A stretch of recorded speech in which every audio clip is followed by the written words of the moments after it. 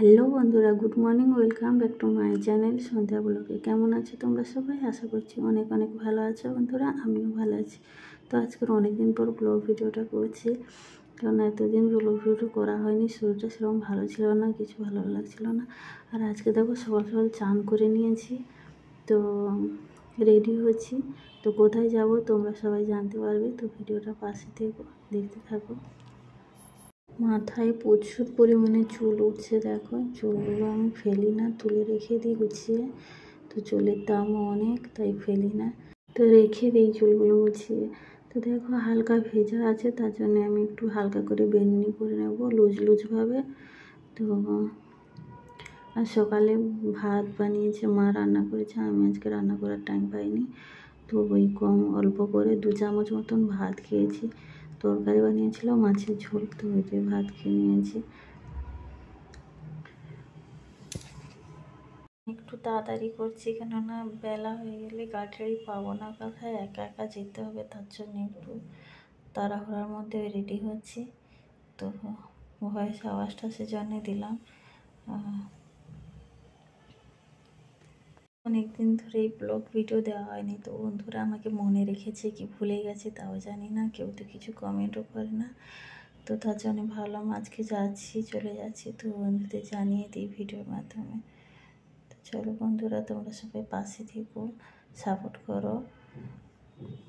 আমি ভীষণই একা, তো আমার সাপোর্ট করার কেউ নেই, তো প্লিজ তোমরা আমার পাশে থেকো। তো দেখো এই যে রেডি হয়ে গেলাম। তো চলো শাড়িটা পরে রেডি হয়ে তোমাদের সামনে আসছি আবারও।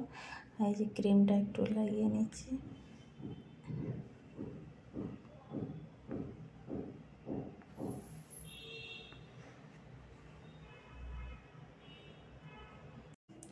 আর বলো না, মুখের যা অবস্থা, ব্রণ টন হয়ে পুরো খারাপ হয়ে গেছে মুখটা, তো আয়নাতে দেখাই যাচ্ছে না।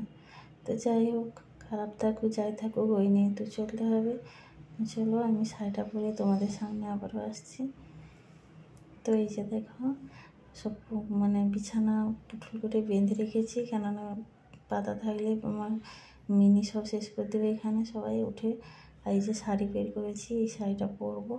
আর এই যে ব্যাগ রেখেছি, ব্যাগ গোছাচ্ছি। চলো শাড়ি পরে এই শাড়িটাই পরলাম। তো অনেক দূর যাবো, তাই বৃষ্টির জন্য যদি ভিজে যায় কিছু হয়, তার জন্য এই শাড়িটাই পরলাম হালকা পাতলা। তো বেরোন করে আনছি, চলো রেডি হচ্ছি। মিনি দেখো এই যে সামনে শুয়ে আছে, ও চিৎকার করছিল মেয়ে মেয়ে করে।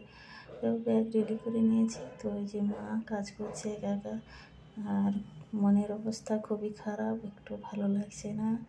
মারও মন খারাপ, চলে যাচ্ছি বলে এতদিন ছিলাম, তো সবারই মন খারাপ। তো যাই হোক, যেতে তো হবে। তো কোথায় যাচ্ছি তোমাদের বলে দিই।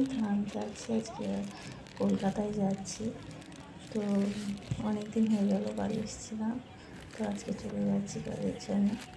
তো একটা নাস্তা প্যাকেট নিয়েছি, মাঝখানে খিদে পেলে খাবো, তো বাড়ি থেকে ভাত খেয়ে এসেছি, তাও নিলাম।